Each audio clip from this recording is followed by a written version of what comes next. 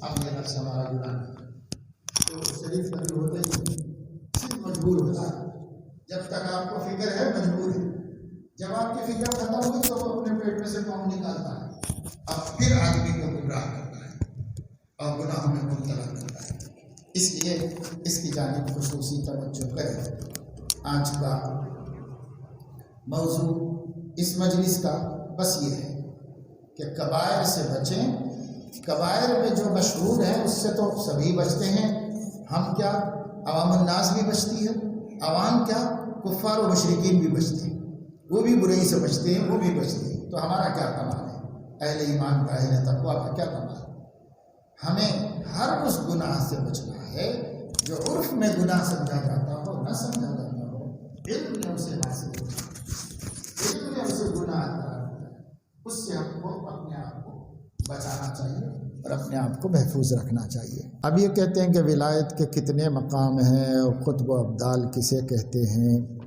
میرے خیال میں اگر اس کا جواب نہ ملے تو ہمارے دین کا کیا نقصان ہے؟ سوال ہے کہ اگر اس کا جواب نہ دیا جائے تو ہمارے دین کا کیا نقصان ہے اور ہم کو قطب بننے میں کیا رکاوٹ ہے؟ قطب بنو، غوث اعظم بنو، سب بن سکتے ہو۔ ابھی جو میں نے بات بتائی، گناہوں سے بچو۔ ہم لوگ جب پہلے بالکل پہلا عالم کورس شروع کیے تو پہلے سال میں ایک کتاب اس وقت پڑھائی جاتی تھی نصاب میں، حمد باری کے نام سے۔ وہ حمد باری کے لفظ سے شروع ہوتی ہے اس لیے اس کا نام حمد باری ہے۔ وہ منظوم کتاب، اس کے اندر مختلف الفاظ کے مختلف زبانوں میں معنی ہیں، ہر شعر میں الفاظ معنی یہ بھرے ہوئے۔ اسی کے شروع میں جو اللہ تعالیٰ کی حمد سے انہوں نے شروع کیا، اس میں کچھ ضروری ایمان کی باتیں، تو وہاں سے شروع کیا۔ تو ایک مصرع تھا، جو گناہوں سے بچے ہے متقی۔ متقی کسے کہتے ہیں؟ جو گناہوں سے بچے، تو جو گناہوں سے بچے ہے متقی۔ اولئک الذین صدقوا واولئک هم المتقون۔ اس لیے گناہوں سے بچو، ولی کامل ہے، اعبد الناس ہے، اتقا ہے، وہی ابدال ہے، وہی قطب ہے، وہی غوث ہے جو گناہوں سے بچتا ہے، اللہ تعالیٰ کا تقرب حاصل کرتا ہے، جتنی نیکیاں ہو سکے اس کے بعد کرتا ہے۔ اس لیے جو چیز جاننے کی ہے اس کی زیادہ فکر کی جائے، اس کا سوال کیا جائے۔ جس چیز کے علم نہ ہونے سے ہمارے مقصد کو کوئی نقصان نہیں، ہمارے مقصد حیات کو کوئی نقصان نہیں ہے، اس کو جان کے کیا کریں۔ باقی یہ ہے کہ بھئی کسی کو پڑھنا لکھنا اچھا آتا ہے تو وہ کتابیں پڑھے، اپنے اکابر کے علماء کے ملفوظات پڑھے، حکیم الامت حضرت تھانوی رحمۃ اللہ علیہ کے، خاص طور سے حضرت حکیم اختر صاحب رحمہ اللہ کے، کہ اس زمانے کا سب سے بڑا ابتلا اور اس زمانے کی سب سے بڑی آزمائش وہ نگاہوں کا آوارہ ہو جانا ہے۔ اس لیے بہت زیادہ ضرورت ہے کہ حضرت حکیم صاحب کے مواعظ ملفوظات کا مطالعہ کریں، کیونکہ انہیں گویا اللہ تعالیٰ نے اس آخری دور میں عشق مجازی کے مرض کا اسپیشلسٹ بنایا تھا۔ اسپیشلسٹ تھے وہ، جیسے بڑے بڑے ماہر ڈاکٹر ہوتے ہیں ایسے۔ اور حضرت فرماتے تھے کہ میں تو بھائی طبیب روحانی تو ہوں ہی، طبیب جسمانی بھی ہوں۔ لوگ مجھ سے رجوع کرتے ہیں اس وجہ سے میرے سامنے ماحول کا منظر میرے سامنے ہے، اس وجہ سے میں بکثرت اس موضوع پہ بولتا ہوں تاکہ مسلمان اس کی برائیوں سے، اس کے نتائج سے، اثرات سے محفوظ ہو جائیں۔ مسلمان لوگ کہہ رہے جہاد کرنا ہے، حالات ہندوستان کے خراب ہو گئے، یہ ہو گئے وہ ہو گئے، بہت نوجوانوں میں جوش جذبہ چل رہا ہے۔ بھائی جہاد کون کرے گا؟ جس کی صحت اچھی ہوگی۔ آپ صحت تو روزانہ رات میں خراب کرتے ہیں، تو آپ کی صحت کہاں سے رہے گی کہ آپ مجاہد بن کے نکل جائیں مقابلہ کرنے کے بعد؟ اپنی صحت بھی بچاؤ اگر جہاد کرنا ہے تو۔ مجاہدے کے لیے بھی صحت کی ضرورت ہے، جہاد کے لیے بھی صحت کی ضرورت ہے۔ صحت نہیں تو کیا کرے گا؟ لولا لنگڑا بیمار، چلنا پھرنا نہیں ہوتا، کچھ نہیں ہوتا، آنکھوں کو کم نظر آتا ہے، کھانا ہضم نہیں ہوتا، کمر میں درد رہتا ہے، پنڈلیاں کھینچتی ہیں۔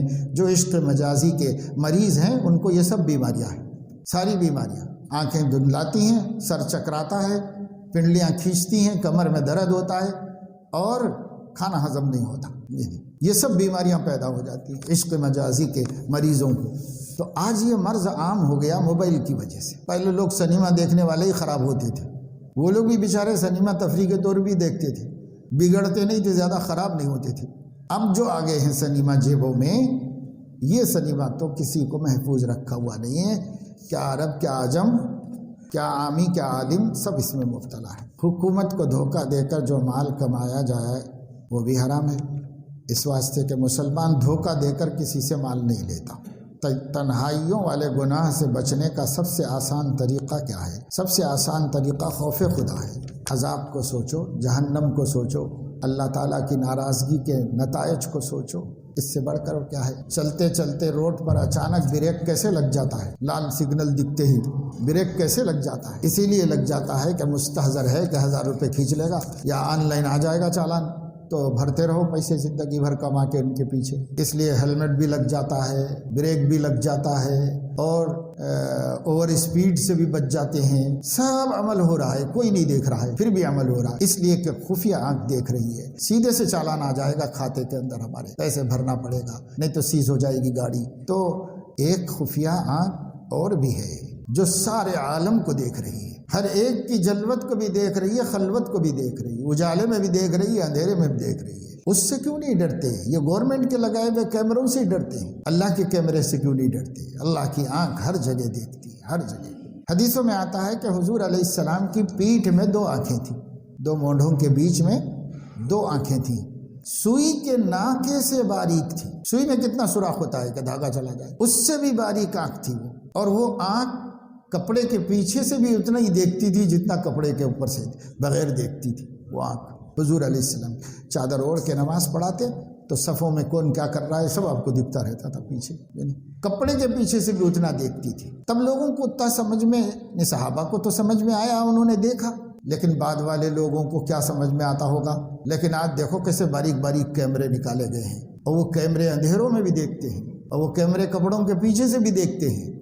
ایسے ایسے کیمرے اب نکالے گئے ہیں۔ اب پتہ چلا کہ بھائی وہ کوئی بڑا مسئلہ نہیں تھا جو حضور علیہ السلام کی پشت مبارک میں 2 چھوٹی چھوٹی آنکھیں اللہ نے بنا دی، وہ کوئی بڑی بات نہیں تھی، وہ یہ تو بندے بنا رہے، وہ اللہ نے بنائی تھی۔ اللہ کے لیے کیا بعید ہے؟ ان آنکھوں سے ڈرو بھائی، ان آنکھوں سے ڈرو جو نظر نہیں آتی مگر سب کو دیکھ رہی ہے، سب کو دیکھ رہی ہے۔ اور جیسے یہاں قانون ہے، قانون میں حکم ہے کہ جہاں بھی کیمرہ لگے گا وہاں پر سائن بھی لگے گا، بورڈ بھی لگے گا، اس پہ کیمرہ اتارا جائے گا اور لکھا جائے گا کہ آپ کیمرے کی زد میں ہیں۔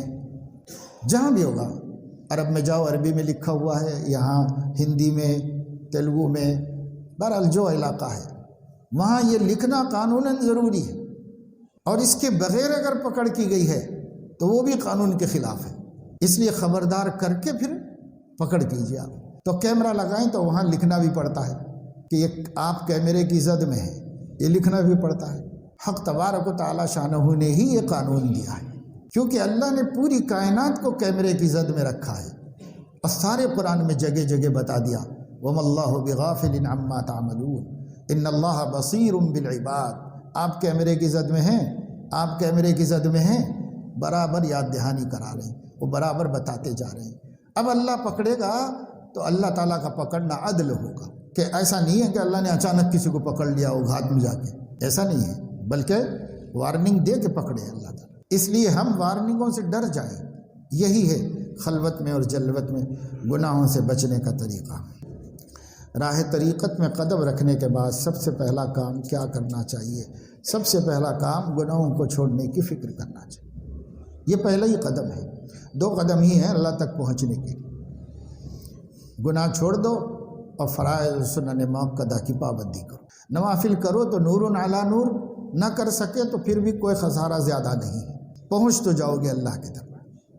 موسیٰ علیہ السلام نے کہا کہ کیسے آ جاؤں آپ کے قرب کی تجلی میں؟ فرمایا دع نفسک وتعال، یہ نفسانی تقاضے چھوڑ دو اور آ جاؤ، بس قدم آنے کے لیے 2 ہی قدم، یہ 2 قدم اٹھانا ہے، کوئی بڑا مسئلہ نہیں ہے۔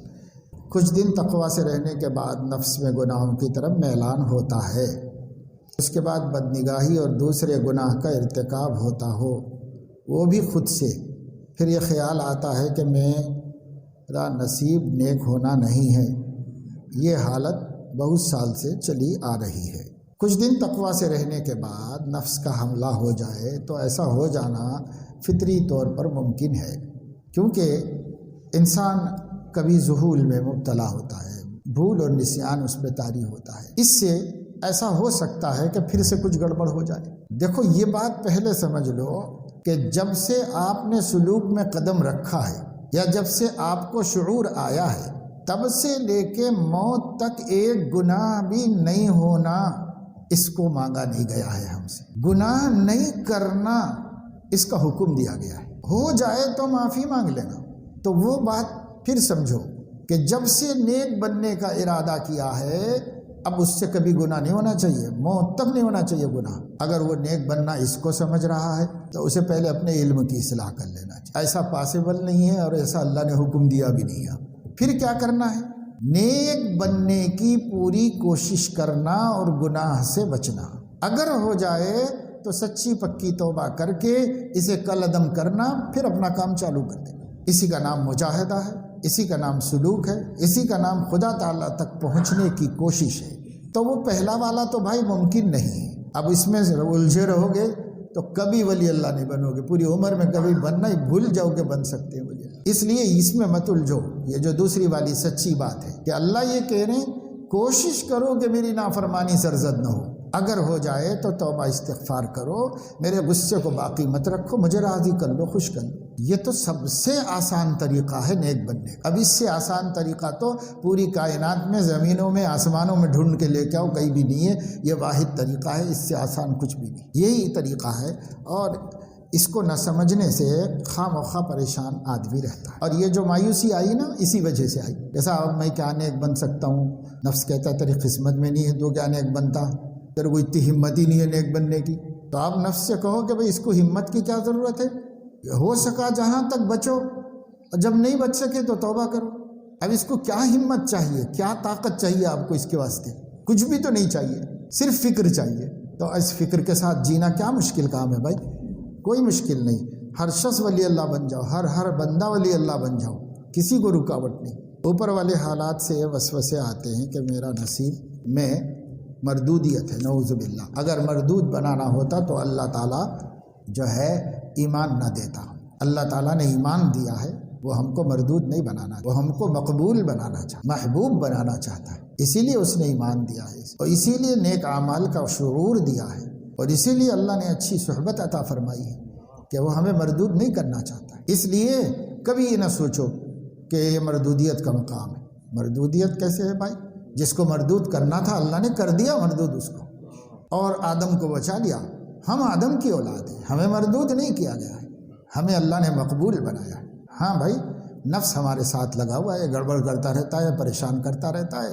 ٹھیک ہے، تو اپنا کام کرتا رہا، میں اپنا کام کرتا رہا. تو مجھے آگے بڑھنے مت دے، میں آگے بڑھنے کی کوشش کرتا رہتا ہوں. اس کشاکش میں اگر وہاں سے ایک قدم بھی نہیں ہٹا اور مر گیا تو بھی کامیاب ہے. تو کوشش تو کرتا رہے بھائی، اپنا کام کر. وہ اپنا کام کرتا رہے گا تو اپنا کام کر. اللہ دیکھ رہا ہے، سب کو دیکھ رہا ہے، نیت کو دیکھ رہا ہے، چاہت کو دیکھ رہا ہے. کیا ہے اس کی چاہت؟ ہاں، اگر چاہت سے گناہ کیا تو بھائی یہ گناہ ہے، یہ معصیت ہے. اس لیے آپ نہیں چاہ رہے ہیں، آپ تو چاہ رہے ہیں کہ نیک بنے. اور یہ جو آپ کو خیال آیا وسوسہ کہ شاید میرے قسمت میں ہی مردود ہو جانا ہے، یہ خیال بھی اس لیے آیا کہ اللہ کو مردود نہیں کرنا ہے، اس لیے آپ کو یہ خیال آیا. اگر ایسا نہ ہوتا تو اللہ تعالیٰ اس کو یہ خیال بھی نہ آنے دیتے. ہونے دو مردود، میں تو اس کو مردود ہی کر دینا چاہ رہا ہوں. خیال بھی نہ آنے دیتے اللہ تعالیٰ. خیال جو آیا ہے وہ مقبولیت کی وجہ سے آیا ہے کہ ہائے میں کدھر جا رہا ہوں، یہ تو نہیں ہونا چاہیے مجھے، یہ کیا ہو رہا ہے، یہ میں رانگ سائڈ جا رہا ہوں، یہ میں اپنے مقدر سے ہٹ رہا ہوں، میرے نصیبے کو میں خود چھوڑ رہا ہوں. تو اللہ توجہ دلاتا ہے. تو یہ اللہ کی وارننگ ہے، یہ اللہ رب العزت کی طرف سے جو ہے ہمیں انڈیکیٹر دیا گیا ہے. تو آپ سمجھ جاؤ اور نفس سے کہہ دو کہ میرا اللہ مجھے مردود نہیں کرے گا، میں اللہ کا ہوں، اللہ میرے ہے. کوئی بھی اپنے کو مردود نہیں کرتا، اللہ مجھے مردود نہیں کرے گا. اور تیری یہ خوشی کبھی پوری ہونے والی نہیں ہے. اس کو بول دو کہ تو مجھے مردود کر کے خوش ہونا چاہ رہا نا، تیری یہ خوشی کبھی پوری ہونے والی نہیں ہے. میں انشاءاللہ گرتے پڑتے جاؤں گا اللہ ہی کے پاس، اللہ ہی کا رہوں گا، اللہ ہی کا رہوں گا، چاہے تو کتنا بھی کوشش کر لے. اور نفس سوچے گا کہ صاحب یہ تو پکا بندہ ہے، یہ مجھے خوش ہونے نہیں دے رہا ہے، اس کو خوش ہونے مت دو. یا حضور اکرم صلی اللہ تعالیٰ علیہ وسلم کے پاس پریشان ہو کر کے ایک صحابی آئے اور انہوں نے کہا کہ یا رسول اللہ، اتنے برے برے وسوسے اللہ کے بارے میں آ رہے ہیں برے برے وسوسے اللہ کے بارے میں کہ میں اس کو زبان پر لاؤں، اس سے میری زبان کا جل کر خاکستر ہو جانا بہتر ہے۔ اتنے برے برے، اب آپ اندازہ کرو کتنے برے برے آ رہے ہوں گے دماغ کے اندر، نبی سے کہہ رہے وہ اتنے برے برے وسوسے کہ زبان کا جل جانا بہتر ہے اس کو زبان پر لانے سے۔ تو حضور علیہ الصلاۃ والسلام اتنا مایوس بندہ آ کے بیٹھا ہوا ہے، کچھ بھی متاثر نہیں ہوئے، مسکرایا اور فرمایا بھائی ڈاکو کہاں جاتا ہے؟ جہاں مال ہوتا ہے۔ وسوسے شیطان وہی ڈالتا ہے جہاں ایمان ہوتا ہے۔ آپ مطمئن رہو، آپ ایمان والے ہو، ایمان ہے تبھی تو یہ غم ہوا، بے ایمان کو کیا غم ہوگا بے ایمانی کا؟ تم ایمان والے ہو تبھی غم ہوا، تم ولی اللہ بننا چاہ رہے ہو تبھی افسوس ہو رہا ہے گناہوں کے نہیں چھوٹنے کا، تم نیک ہو، اور اس وجہ سے یہ خیال شیطان ڈالتا ہے، وسوسے ڈالتا ہے۔ ہرگز مت گھبراؤ اور ہرگز ہمت مت ہارو، وہ ایک حربہ ہے، وہ بھی ایک حملہ ہے اس کا، اس حملے سے مت گھبراؤ۔ اس سے کہو میں اتنا بے وقوف نہیں ہوں کہ اتنی سی بات پہ پھسل جاؤں، میں نہیں پھسلوں گا، میں اپنی کوشش جاری رکھوں گا، میں اپنا کام برابر کرتا رہوں گا۔ یہ اس کو اطمینان دلا دو، کبھی مایوس مت ہو۔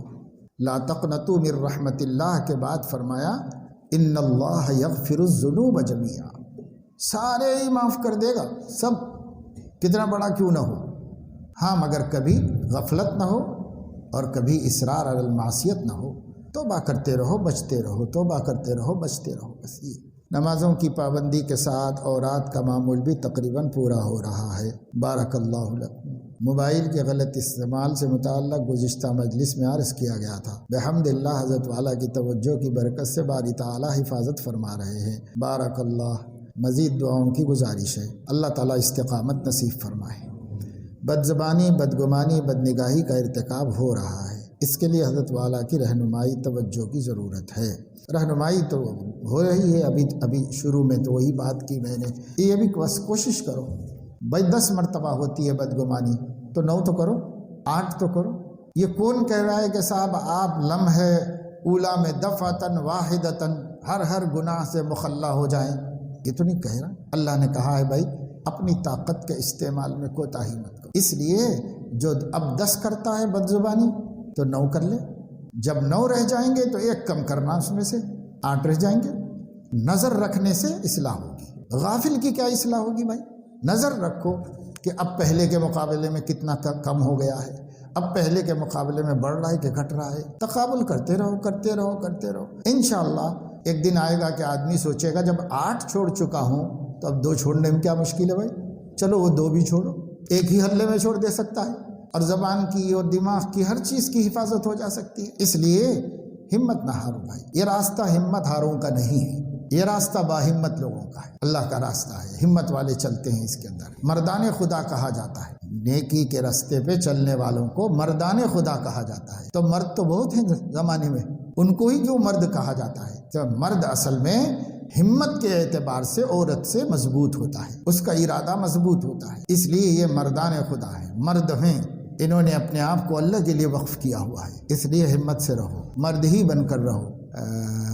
گزشتہ مجلس سے روزہ میں حضرت والا کی نصائح کی برکتوں سے 30 اسباق کا بہت فائدہ ہوا، پیارے شیخ کی توجہ برکت سے یہ مہینہ بہت پیارا گزرا، الحمدللہ، بارک اللہ۔ موبائل کے فتنے سے خصوصاً یوٹیوب کی بدنگاہی سے اللہ نے حفاظت فرمائی، الحمدللہ، 1000 بار شکر کرو تو کم ہے۔ وقت کو فضول گزارنے سے پیارے اللہ نے بچایا، اللہ تعالیٰ اپنے کرم سے قبول فرمائے اور سب کو اس کی توفیق نصیب فرمائے۔ نماز میں گناہ بار بار یاد آتے ہیں، کیا کریں؟ کچھ بھی نہیں کرو، یاد آنے دو، کیا حرج ہے اس کے یاد آنے سے؟ یاد آنے سے حرج کیا ہے؟ مگر یاد کرو مت، اپنے ارادے سے یاد مت کرو۔ خود سے ہے تو دماغ ایک اسکرین ہے بھائی، وہ چلتے رہتا ہے، کچھ تو بھی اسکرین سیور چلتے رہتا ہے، اس کو چلتے رہنے دو۔ اور شیطان کا کام یہ ہے کہ جب وہ اچھا کام کر رہا ہے تب برے کام یاد دلائے گا اس کو، جی، تو وہ کوشش کرے گا بھائی نماز جیسی عبادت تو صاحب تو فلاں وقت یہ کرا تھا، یہ کرا تھا، ایسا کرا تھا، ویسا کرا تھا، تو وہ یاد دلا رہا ہے تو گزرتے رہنے دو، آپ دھیان مت دو اس کو۔ حضرت حکیم الامت فرماتے ہیں وساوس کا علاج عدم اعتنا اور عدم توجہ ہے، اس کی طرف توجہ ہی مت کرو، آنے دو، کیا ہوگا؟ البتہ گناہوں کو یاد کر کے لذت لینا حرام ہے، اب تو نہیں کر رہا ہے لیکن کیے ہوئے گناہوں کو سوچ کے مزے لے رہا ہے، تو پھر گناہ کرنے کا ہی گناہ ہو رہا ہے اس کو، اس لیے گناہوں کو یاد کر کے اس سے محظوظ نہیں ہونا چاہیے، ایک بات۔ دوسری بات یہ کہ جب گناہ صدق دل سے توبہ کر لی تو اب بار بار اس کو یاد نہیں کرنا چاہیے۔ ہاں کبھی غرور آ جائے، کبھی تکبر آ جائے، تب سوچنا چاہیے کہ ارے بھائی کیا تکبر کرے گا، تو اگر اللہ نہ بچاتا تو ایسی چیزوں میں پڑا ہوا تھا، اس میں سے اللہ نے نکالا ہے۔ تو اس لیے شکر ادا کرنے، غرور سے بچنے کے لیے کبھی یاد کر لو ایاز قدر خود را بشینا، اپنی قدر پہچانو۔ ایاز محمود کا غلام تھا اور کسی حکمت کی وجہ سے کہ بڑا عقل مند اور سمجھدار تھا، بڑے اچھے مشورے دیتا تھا، تو ظاہر ہے کہ آہستہ آہستہ وہ غلام جا کر کے اس کا مصاحب بن گیا اور اس کا ساتھی بن گیا، بڑی عزت، بڑا مقام۔ لیکن وہ روزانہ رات کو اس کا بہت دور کہیں ایک روم تھا، اس روم میں جا کر کے اندر سے بند کر لیتا تھا، کسی کو اس میں آنے نہیں دیتا تھا، کبھی کوئی داخل نہیں ہو سکا، اسی میں رہتا تھا۔ تو حاسدوں نے بادشاہ سے کہا کہ بادشاہ سلامت، یہ سرنگ بنا کر آپ کے خزانے سے آپ کی دولت پوری جو ہے وہ ایکسپورٹ کر رہا ہے، سب ادھر سے نکال کے لے جا رہا ہے باہر، سب چوری کر رہا۔ کہا کیسے معلوم؟ تو کہا کہ یہ اس کا ایک ٹھکانہ ہے، وہاں رات بھر رہتا ہے، کسی کو بھی آنے نہیں دیتا وہاں۔ تو بادشاہ نے کہا کہ اچھا ٹھیک ہے، ہم فکر کر لیں گے۔ اس نے اپنے کسی خادم سے انتظام کروا دیا کہ اس کے کمرے میں کہیں سے کوئی سوراخ کر دیا جائے، پتہ نہ چلے اس کو۔ اور رات کو نکلا، جب وہ چلا گیا تو تھوڑی دیر کے بعد اندھیرے میں خود بھی گیا، اور اس نے جا کر اس سوراخ میں سے دیکھا کہ یہ کرتا کیا ہے رات۔ تو یہ موصوف اندر آئے اور وہ جو شاہی ان کا ابا قبا جوڑا ہوتا تھا دربار میں آنے کا، وہ نکال کے کھوٹی پہ لٹکا دیا، اور جس زمانے میں فقیر تھا، غریب تھا، اس زمانے کا کرتا نکال کے پہن لیا، اپنی حیت حالت ویسے ہی بنا لی۔ وہی برتن وہاں سب جمے ہوئے تھے، مٹی کے ٹکڑے، ٹوٹا بوریا، پرانے کپڑے، جو اس کا تھا پہلے بادشاہ کے احسانات سے پہلے، وہ سب اس میں جمع ہوا تھا۔ وہ جب اپنے کو اس کپڑوں میں ملبوس کر لیتا تو اسی چٹائی پہ بیٹھتا تھا، وہی برتن سامنے رکھ لیتا تھا، وہی چیزیں سب، اور اپنے آپ سے کہتا تھا ایاز قدر خدرا بشناس، ایاز اپنی قیمت کو پہچان لو، تم اتنے ہی ہو اور اتنے ہی قابل ہو، آگے جو کچھ ہے وہ بادشاہ کے احسانات ہیں، تیرا کچھ نہیں ہے، تو اتنا ہی ہے بس، ختم، اس سے زیادہ ویلو کا نہیں۔ قدر کہتے ویلو، اپنی ویلو پہچان لے تو اتنا ہی ہے، باقی جو کچھ دکھ رہا ہے وہ جو ہے بنے ہیں شہ کے مصاحب، پھرے ہیں اتراتا، وگرنہ شہر میں غالب کی آبرو کیا تھی۔ تو کچھ نہیں، سب ان کے احسانات ہیں، اور بادشاہ کے دل میں اس کی عقیدت بڑھ گئی۔ یہ حاسدوں کا قصہ ایسا ہی ہے، وہ جتنا حسد کریں گے محسود کی نعمتیں بڑھتی چلی جائیں گی، اس میں اضافہ ہوتا چلا جائے گا، اس کو ملے گا کچھ بھی نہیں، اس کو سوائے غم کھانے کے اور کچھ نہیں ملتا۔ گھر میں بریانی پکی تو بھی غم کھاتا ہے، یہ نہیں، گھر میں جو ہے میٹھا بنا تو بھی غم کھاتا ہے، فروٹ لا کے رکھو تو غم کھاتا ہے، ہر وقت غم کھاتا رہتا ہے 24 گھنٹے، کوئی نعمت نہیں کھاتا، سب دوسرے کھاتے ہیں۔ اور یہ کیا کھاتا ہے؟ اس کی قسمت میں غم کھانا ہے۔ کاہے کا غم؟ صاحب اس کو اتنے پیسے کیوں ہو گئے، اس کا بچہ گریجویٹ کیوں ہو گیا، اس کو اتنی خوبصورتی کیوں ملی، اس کو ایسا کیوں ہوا، اس کو ایسا کیوں ہوا، بس وہ غم کھاتا ہے بیچارہ۔ کیا کریں گے؟ حاسد سے بڑا قابل رحم دنیا میں کوئی نہیں، وہ سوائے دوسروں کی نعمتوں پر جلنے اور غم کھانے کے کچھ بھی نہیں کھاتا، پریشان رہتا ہے ہمیشہ۔ اس لیے حاسد نہ بنو، اگر محسود بن جاؤ تو اللہ کے مقدر سے پھر بھی ٹھیک ہے، لیکن حاسد تو نہ بنو، حاسد بن کے کچھ نہیں ملتا۔ خیر، تو دیکھو نماز میں اس سے پریشان مت ہو جاؤ، اور اپنے سے لانا نہیں، خود سے آ جائے تو اس کی طرف توجہ نہیں دینا۔ دکھاوا اور ریاکاری کا خیال آتا ہے عمل کرنے کے بعد، کیا کریں؟ تو عمل کرنے کے دوران آئے یا عمل کرنے کے بعد آئے، کبھی بھی آئے تو خیال آتا ہے نا، تو خیال آنے کو ارادہ مت بناؤ۔ ہمارے دل میں خیال آیا کہ صاحب میں نے یہ کام کیا، اچھا بولا صاحب وہ صاحب کوئی دیکھ لی ہے تو چلو اچھا ہوا کہ صاحب اب وہ ہمیں نیک سمجھیں گے، تو یہ خیال ہے، خیالات پر مواخذہ نہیں۔ ہاں آپ چاہتے بھی ہوں کہ اللہ کا غیر دیکھ لے اور اللہ کے غیر مجھے دیکھ کے تعریف کریں، آپ چاہتے بھی ہوں تو یہ چاہت عمل ہے، خیال عمل نہیں ہے، یہ چاہت عمل ہے، عمل قلب ہے، اس عمل پر مواخذہ ہوگا۔ اس لیے حضرت حکیم اختر صاحب رحمہ اللہ فرماتے ہیں کہ کہ ریاکاری خود سے آ کے چپکتی نہیں، جب تک تم خود ریاکاری کرنا نہ چاہو ریاکاری نہیں ہوتی، اخلاص ہی رہتا ہے۔ ریاکاری جب ہے جب کہ آپ بھی چاہیں کہ لوگ دیکھیں، آپ چاہیں کہ لوگ تعریف کریں۔ جب ہم چاہیں گے تو غیر اللہ کے لیے ہوگا وہ، اگر ہم چاہ نہیں رہے ہیں تو دیکھنے دو، اور لوگ تعریف کرتے ہیں تو کرنے دو۔ کسی کا ہم کو چاہنا اللہ کی نعمت ہے، اس لیے اس سے گھبرانے کی ضرورت نہیں۔ دوران درس قرآن حدیث کیا ذکر کر سکتے ہیں؟ دوران درس تو کچھ بھی ذکر نہیں کرنا چاہیے، دو عمل ایک ساتھ نہیں ہوتے۔ ما جعل اللہ لرجل من قلبین فی جوفی، اللہ نے کسی ایک انسان کے سینے میں دو دل نہیں رکھے، ایک ہی دل ہے، یا تو سنے گا درس قرآن یا ذکر کرے گا۔ دو کام کیسے کرتے ہیں؟ بعض لوگ تسبیح لے کے بیٹھتے ہیں، گھوٹتے رہتے ہیں، نہ ان کی تسبیح ہوتی ہے نہ ان کا سننا ہوتا ہے، دو بھی نہیں ہوتے، بس وہ اپنا سمجھتے ہیں کہ یہ وقت خالی جا رہا ہے اس لیے ذکر بھی کرو، وہی سمجھتے ہیں۔ ایسا نہیں ہے، سننا ذکر نہیں ہے، درس قرآن ذکر نہیں ہے، درس حدیث ذکر نہیں ہے، بلکہ غیر عالم کے لیے افضل العبادت ہے، بہت بڑا ذکر ہے یہ، اس ذکر کو کرو، یہ ذکر کی بڑی اہمیت ہے، اس میں کچھ بھی دوسرا ذکر نہیں کرنا چاہیے، کیونکہ سننے کی شرط ہے چپ رہنا، دوسرا کام نہ کرنا، یہ سننے کی شرط ہے، نہیں تو سننا ہی متحقق نہیں ہوتا۔ خواب میں باتھ روم اور ننگے بار بار آتے ہیں، کیا کریں؟ بس سوتے وقت کی مسنونات کو پورا کر لیا کریں، اور ایسا خواب نظر آئے تو مسنون دعا پڑھ لیا کریں، اعوذ باللہ من الشیطان وشر ھذہ الرؤیا، پھر بائیں طرف تھتکار کر داہنی طرف پلٹ کے سو جاؤ، اللہ تعالیٰ سے دعا کرو۔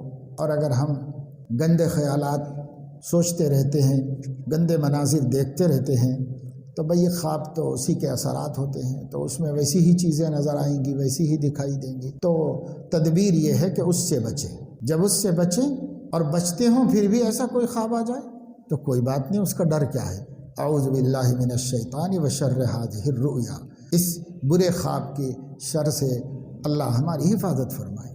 اللہ تعالیٰ سے دعا کریں کہ اللہ تعالیٰ اپنے فضل و کرم سے ہم کو صادقوں میں شمار فرمائے، ہم طالب صادق بنیں اور اولیاء صدیقین تک پہنچ جائیں۔ اللہ تعالیٰ سب کے لیے زندگی میں اس کو مقدر فرما دے، اور اگر زندگی وفا نہ کرے تو اپنے کرم سے عطا فرما دے اللہ تعالیٰ۔ اور اللہ تبارک و تعالیٰ شانہ اپنی رضا کے راستے میں ہر قسم کے مجاہدے کو سہل فرما دیں، اور تمام گناہوں سے بچنا آسان فرما دیں، اور اللہ رب العزت ہماری، ہمارے گھر والوں کی، ہمارے متعلقین کی، دوست احباب کی، سب کو حسن نیت، حسن عمل اور حسن خاتمہ کی دولت سے سرفراز فرمائے۔ سبحانک اللہم و بحمدک، نشہد ان لا الہ الا انت، نستغفرک و نتوب الیک۔